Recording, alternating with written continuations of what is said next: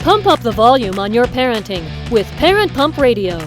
Tune into something different that makes a difference. At Parent Pump Radio, instead of a ripple, we choose to create a splash.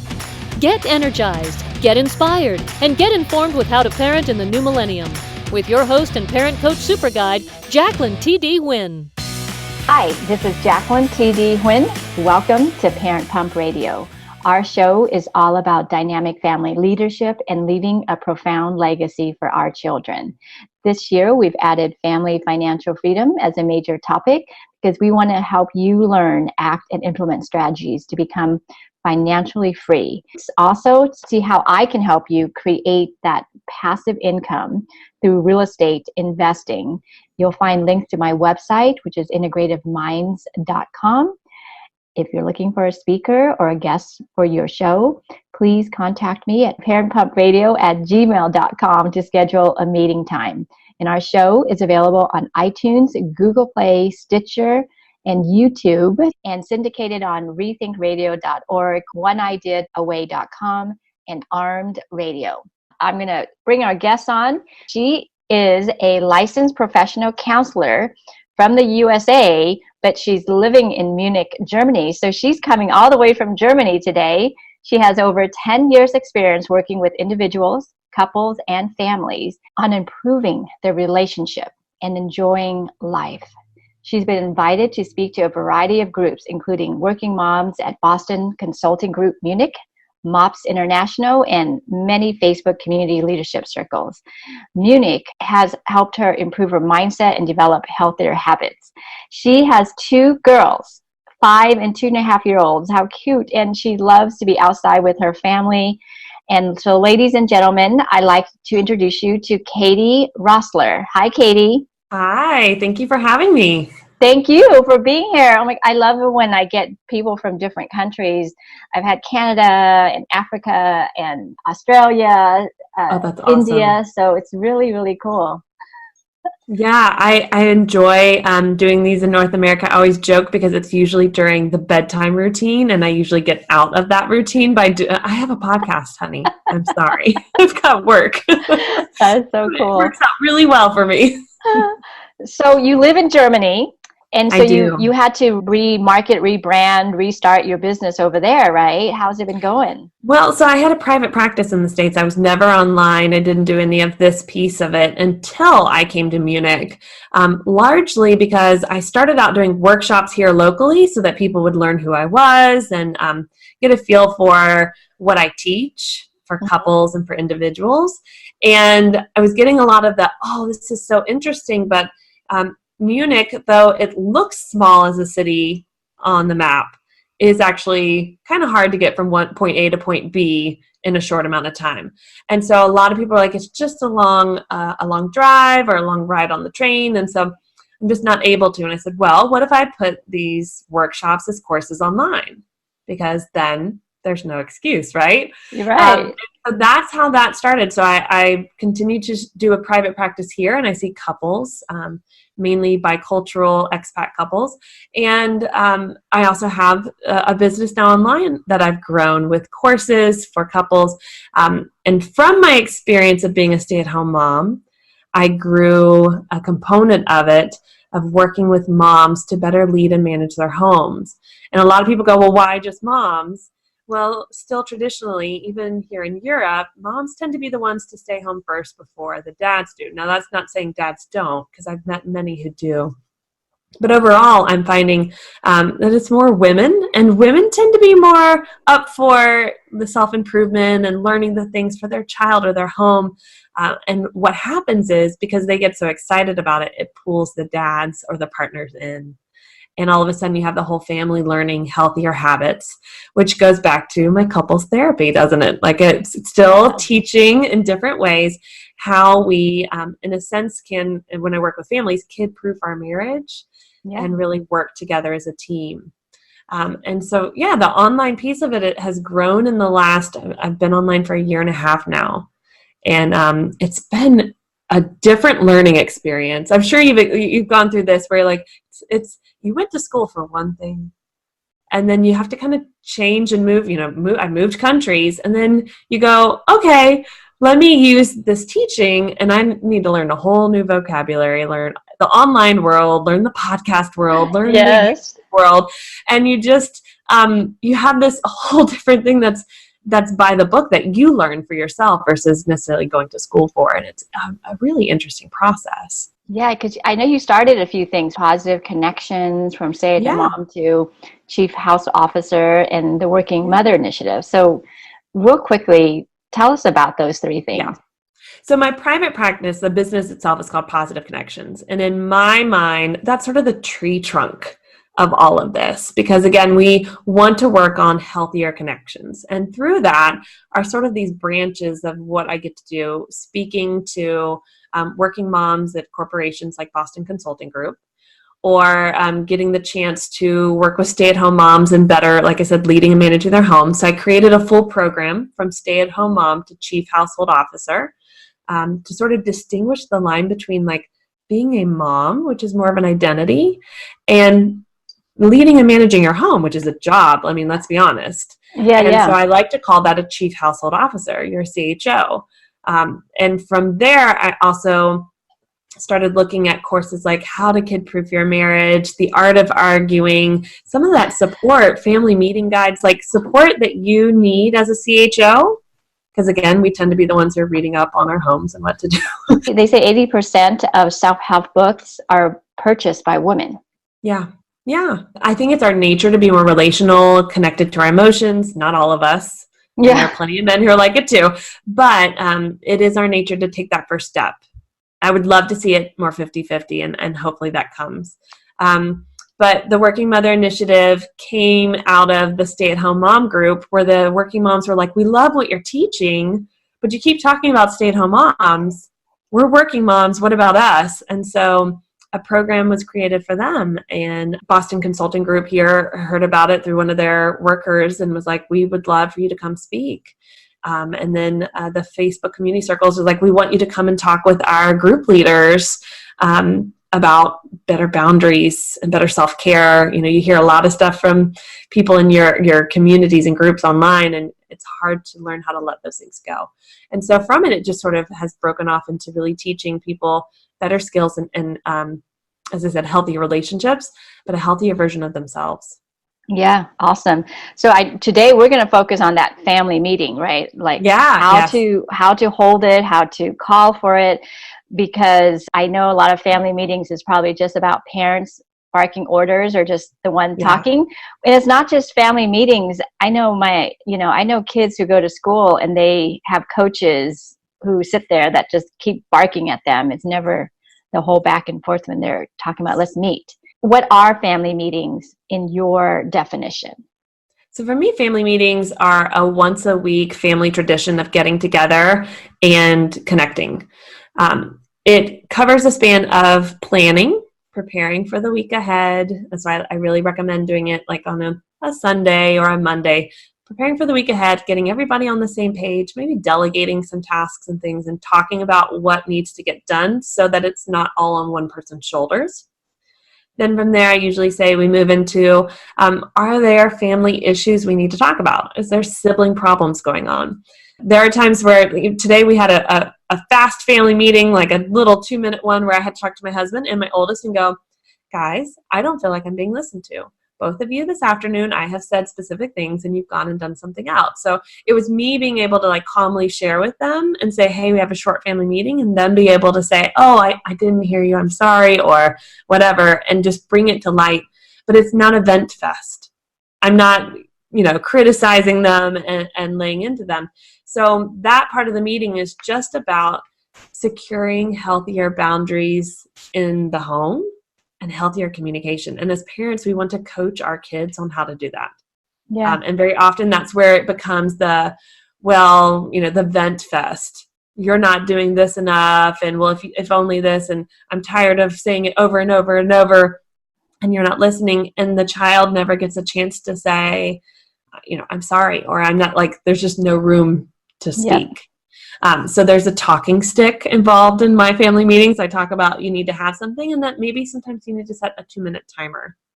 In couples therapy, I often say to couples, if you can't say it in 3 sentences, then you need to just stop and think about what it is that's really going on. Yeah. Because if you need to do the monologue, that's about you, not about the issue.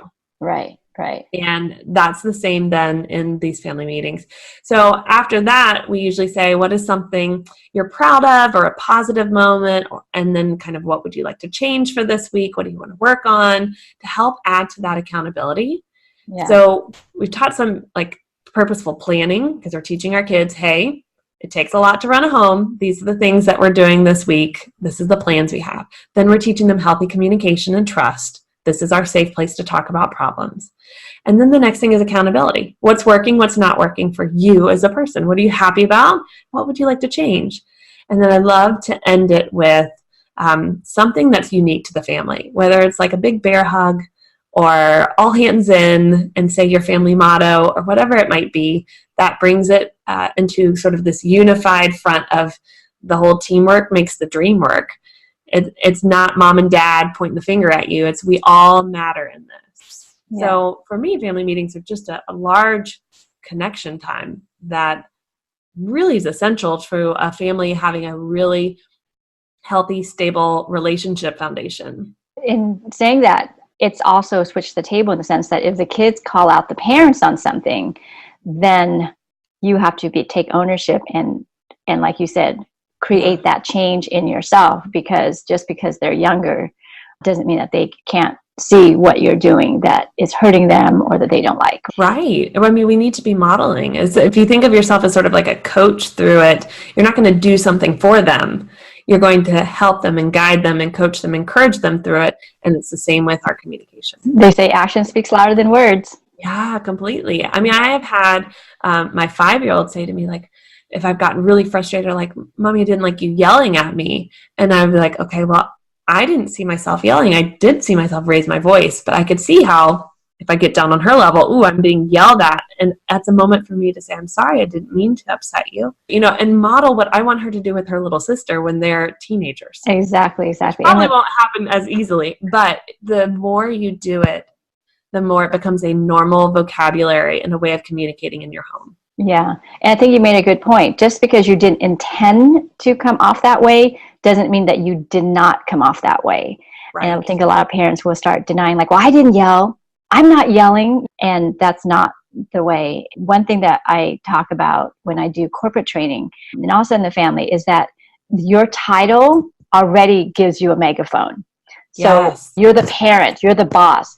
As soon as you open your mouth, it is a command. It is kind of a little bit yelling. So you almost have to drop your tone and come from a loving place so much more than someone like your children or subordinate. I agree. There's a little park here outside of Munich that it's like a fairy tale park, really neat. But there's one area you go in and it is for adults to see what it's like to be 2 years old at a dining room table.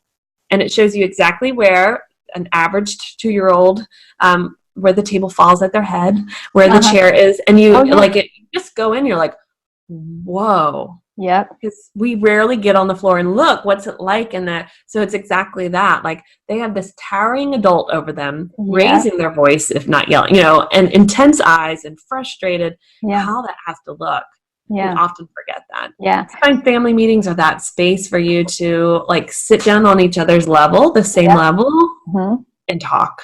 You just start doing it on a regular basis, right? Once a week, once every other week. Because obviously when you start getting to the kids are teenager, it might be hard to do once a week. Right. And what I do is I say stick with once a week. And if somebody can't be there, then you just fill them in. But if you make it a tradition and you make it something that's purposeful and matters, then on a Sunday afternoon or Sunday, whenever you want to do it, everybody's sort of expected. And it can be just 20 minutes. A lot of people think like, oh, it's going to take an hour. Again, as the parent leading it or the co-parent, like we need to go in with the plan. We're going to talk about this week. And we move forward and leave space for that communication time when there's a problem. There's 3 components, right? You said earlier there.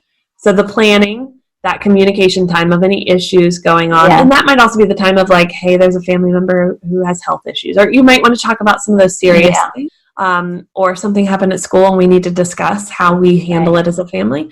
And then the third part is sort of that accountability of like, what are you proud of? What do you want to do differently or what is your goal this week?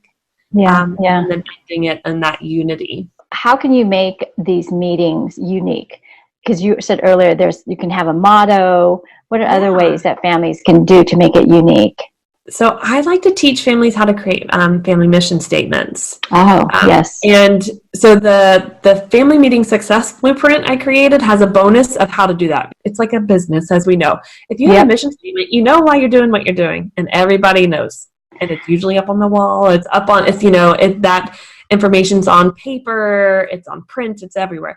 So that I think helps all members to understand like why things need to get cleaned up, why the laundry needs to be done, why we pick up after ourselves, because somewhere in the motto we talk about family time, which means togetherness, not cleaning craziness. So reciting the family mission statement. I also find some, like I said, like the big bear hug, and maybe they say something. If you're a sports family, like you chant, and like we might go wrestler, whatever it might be. Like if your family loves sports, then do something like that. If your family is into reading, find a quote from something that you love.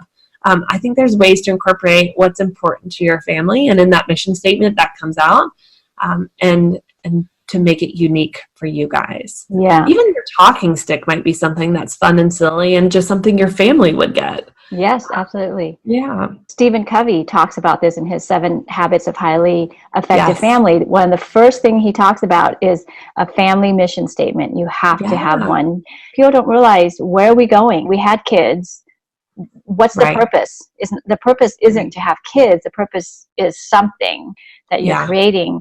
And for me, as a legacy coach, it's always about like, what are you leaving behind? Which is the end goal of the mission, right? Why you're here, why we're together. It's easy when the meeting is going great, rah rah. It's easy, but that's not going to happen probably most of the time. So there's going to be challenges. There's going to be people who's not going to listen. Parents aren't going to listen. May walk out. Kids may walk out. Tell us how to handle these challenges. Yeah. Expect those things to happen. If we were like in a traditional workplace and had like a morning meeting and stuff, if somebody stormed out, you'd be like, whoo, they might get fired. You're in your home. People have the ability to leave if they want to, if they get that angry. The hope is that you are not making the meeting so heavy that people are like, ugh, or so long that it's just frustrating. So by having even maybe a little, for fun, if you're super organized, you print it out, or having a kid write down what we're talking about so they feel like they're part of it, like they matter. Alternating who leads the meeting. Oh, good idea. Invested, and it's not just mom doing it, which is what tends to happen. That actually is really good, because they can learn that one day the kids will be leading meetings at their work. So it's a good way for them to learn. Exactly. And teaching them this communications and going, okay, guys, we need to stay on the same page. Like, next point.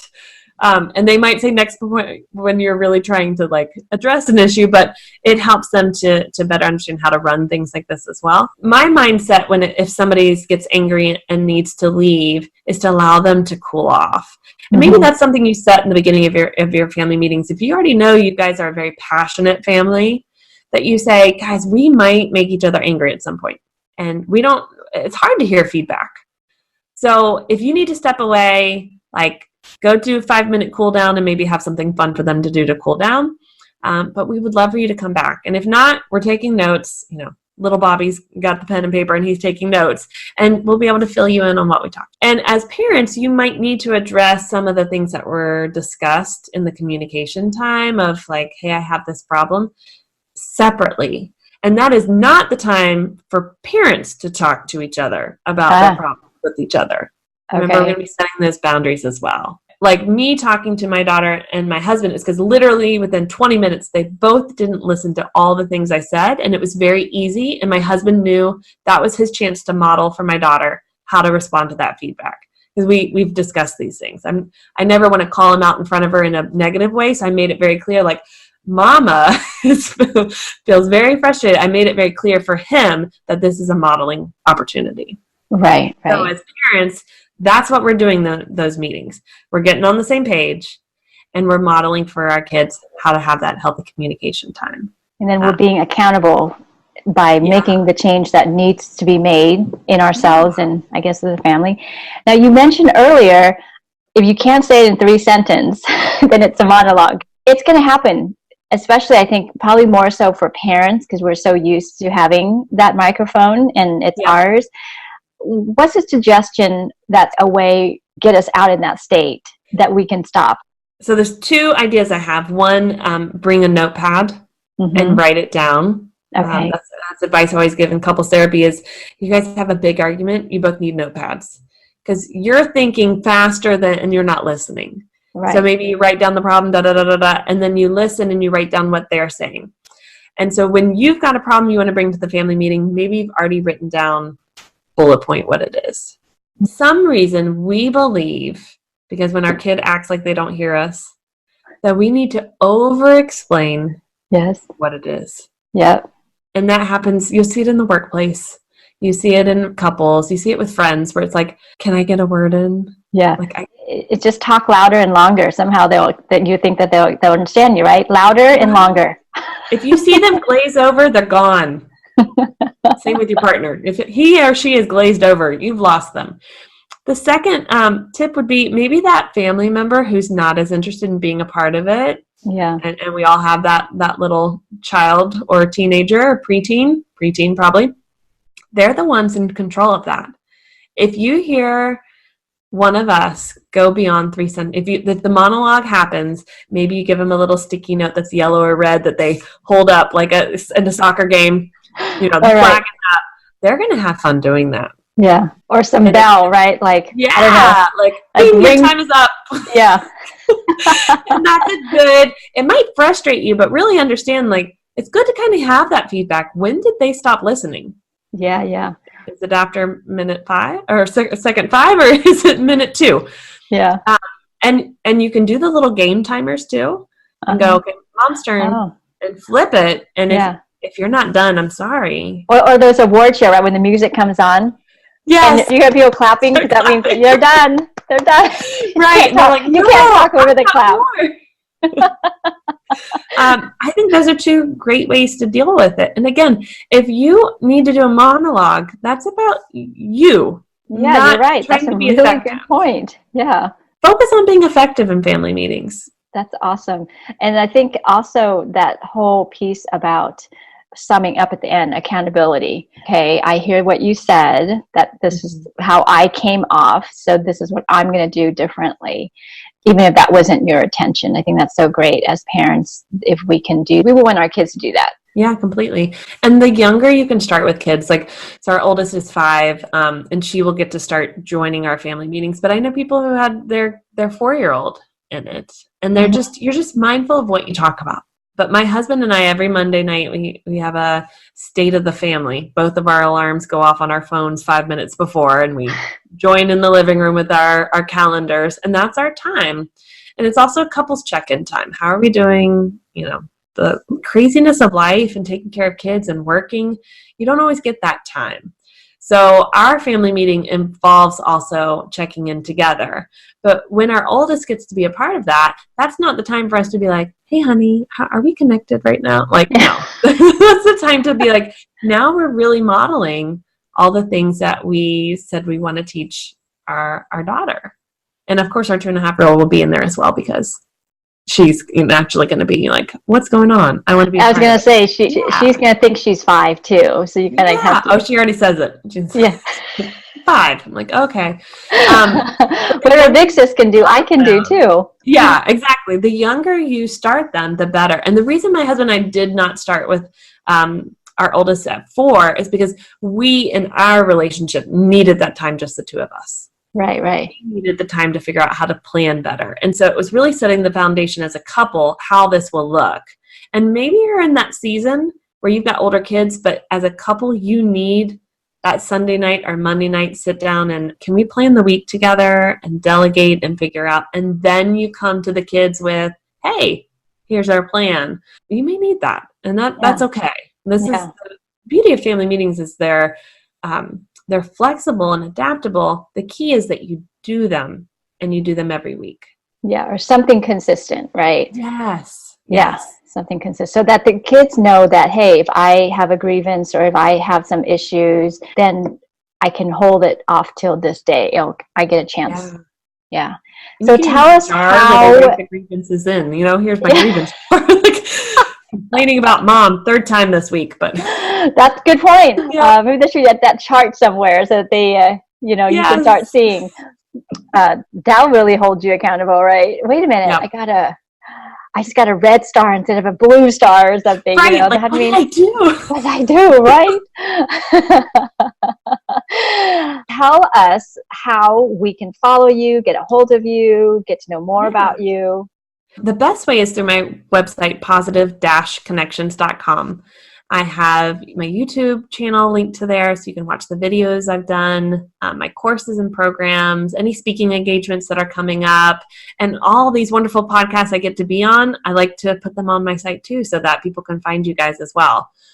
So a whole bunch of free resources right there, and how you can start to immediately work on the relationships in your home and how you take care of things.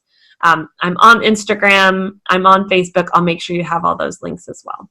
Awesome. All these links are going to be in the show notes. Go to her website. Tell us one of your favorite quote. My favorite quote that was introduced to me in undergrad is, "It is a wretched taste to be gratified with mediocrity when the excellent lies before us." And that's Isaac, I think it's pronounced Disraeli.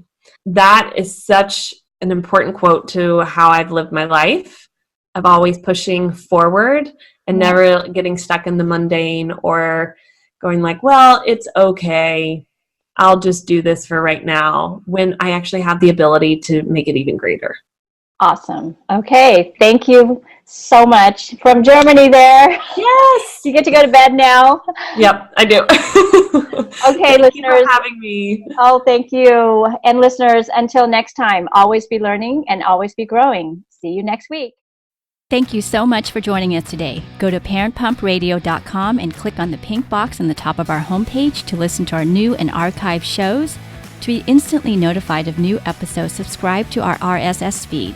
The RSS feed button is located at the top of the page where all our shows are featured. And after listening to the show, go to parentpumpradio.com or our Facebook page to leave your comments, questions, and topic suggestions.